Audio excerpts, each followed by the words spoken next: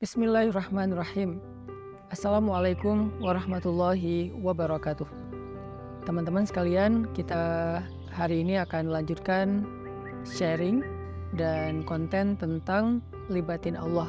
Konten libatin Allah ini sebetulnya konten tentang ilmu akidah dan ma'rifatullah, ilmu tentang yakin kepada Allah dan bagaimana cara bersandar dan bergantung kepada Allah Subhanahu wa taala dengan lebih mengenal kebesaran Allah, baik sifat-sifat Allah, nama-nama Allah, kekuasaan Allah, dan seterusnya.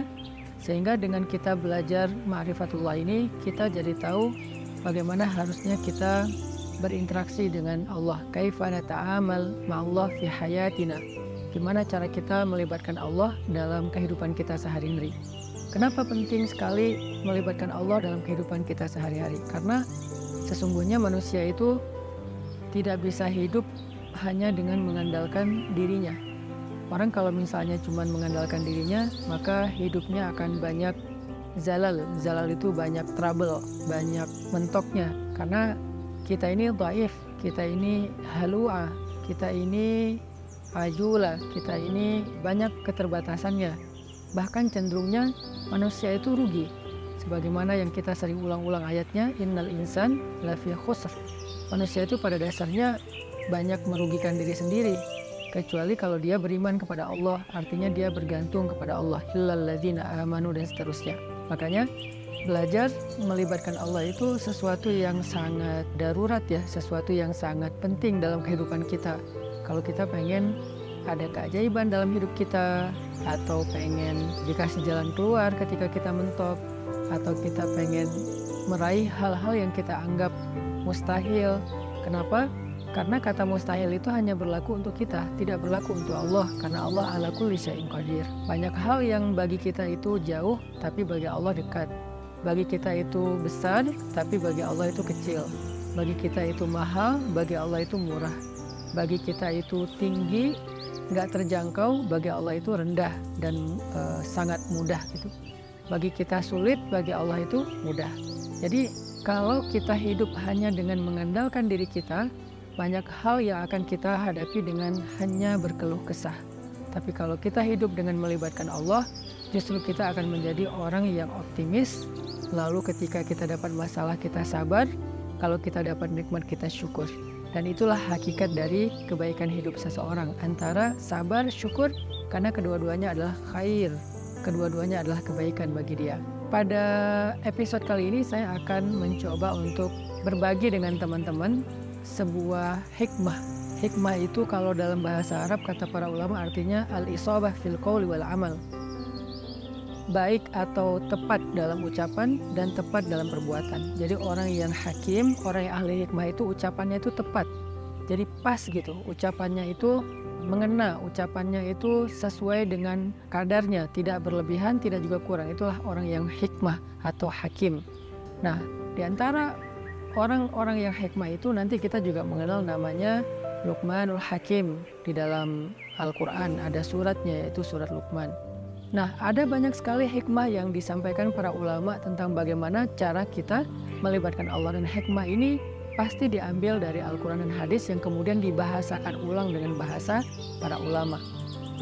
Salah satu kitab yang saya suka banget yang isinya adalah kumpulan hikmah-hikmah, kumpulan kata-kata yang bijak dan penuh dengan kebaikan, itu adalah kitab Al-Hikam yang ditulis oleh seorang ulama besar dari Mesir yang bernama Ibnu Athaillah As-Sakandari.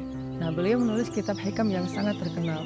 Salah satu di antara hikmah yang luar biasa tentang bagaimana cara kita melibatkan Allah itu, beliau mengatakan min alamatil i'timad 'alal amal nuqsanur raja 'inda wujudiz zalal. Salah satu di antara tanda-tanda orang terlalu bergantung kepada ikhtiar, bergantung kepada amalnya, bergantung kepada perbuatannya, bergantung kepada usaha dirinya adalah nuqsanur raja, berkurangnya harapan kepada Allah inda wujudiz zalal, ketika ada masalah dalam hidupnya. Maksudnya apa? Seringkali kita gini, kita tuh jadi kayak berani berharap yang baik-baik kepada Allah kalau apa yang kita harapkan itu masih logis. Jadi kita kayak tahu gitu gimana cara mengikhtiarkan hal itu. Kita tahu bagaimana cara mendapatkan hal itu, sehingga kita masih berharap pada Allah, ya Allah mudahkanlah saya. Misalnya kayak kita pede bisa dapat kerjaan, atau misalnya kita udah ngerasa bahwa insya Allah saya layak mendapatkan pekerjaan itu, sehingga kita mendaftar di sebuah perusahaan. Kita masih berharap pada Allah supaya Allah mudahkan urusan kita.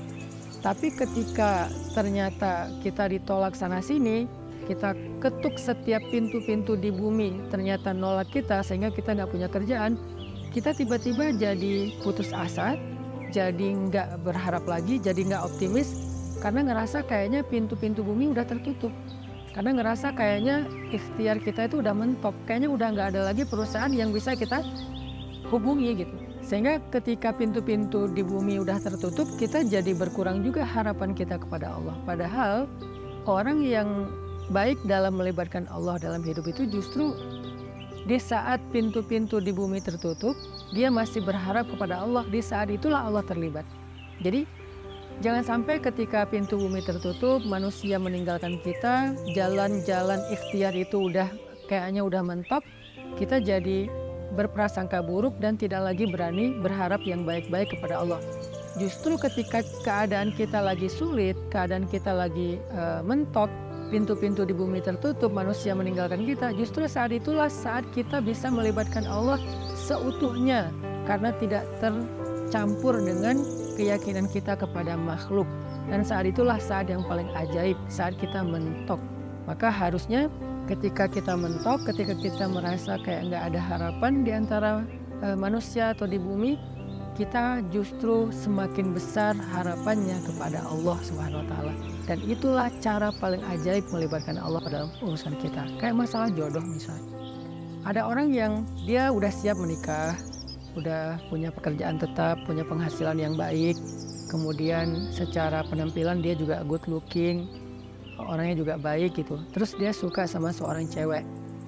Datanglah dia untuk melamar cewek tersebut, dan sepertinya cewek itu juga kayaknya perhatian sama dia, sehingga dia nggak tahu GR apa enggak, dia kayak berharap kayaknya nih udah waktunya nih saya serius dan melamar dia. Sebelum dia berangkat ke rumah calon istrinya, dia berdoa kepada Allah, ya Allah mudahkan urusan saya, ya Allah semoga saya bisa menjadi suami yang baik bagi dia, semoga lamaran saya diterima, bla bla bla. Dia berdoa kepada Allah, dia berharap pada Allah karena dia percaya bahwa ada jalan untuk mendapatkan yang dia inginkan. Lalu ketika yang terjadi justru sebaliknya, dia ditolak walaupun dengan cara baik-baik, atau bahkan mungkin dengan cara yang agak sedikit kasar. Perempuan itu menolak dia, atau calon mertuanya yang menolak, ayah dari perempuan itu yang menolak, atau mungkin ada banyak masalah lain yang terjadi sehingga nggak bisalah dia melamar perempuan itu. Apakah dia masih berharap kepada Allah? Kalau dia sudah tidak lagi berharap pada Allah, berarti selama ini dia sebetulnya lebih bergantung kepada ikhtiarnya, kepada usahanya daripada kepada Allah. Makanya tidak terjadi keajaiban. Bukan begitu cara melibatkan Allah. Justru ketika lamarannya ditolak, saat itulah dia bisa mengandalkan Allah seutuhnya.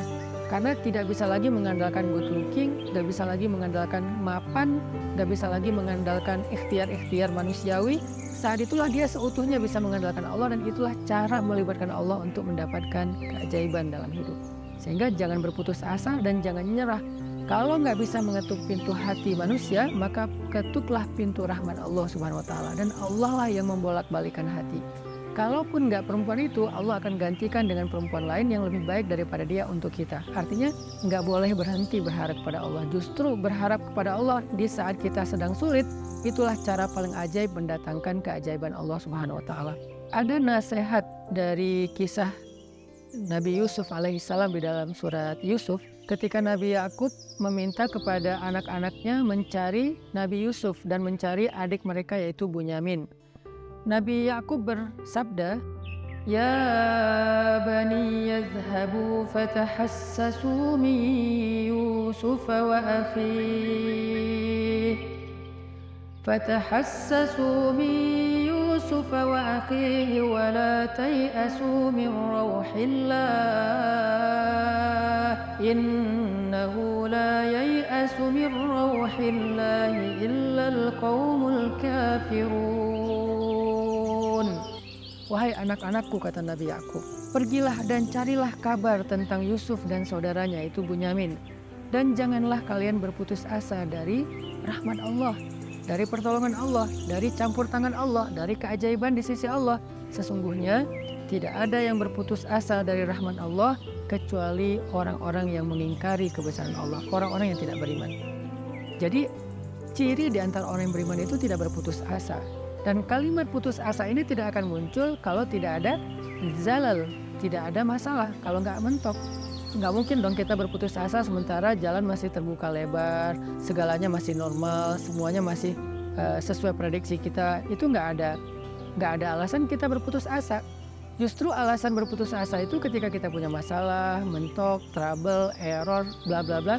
Justru saat itulah kita rentan dengan putus asa. Nah, orang yang beriman di saat itu justru mereka bertambah yakin kepada Allah.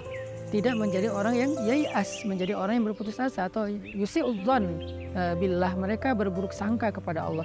Wa tadhunnuna billahi dzunun. Kalian berprasangka kepada Allah dengan prasangka yang tidak pantas.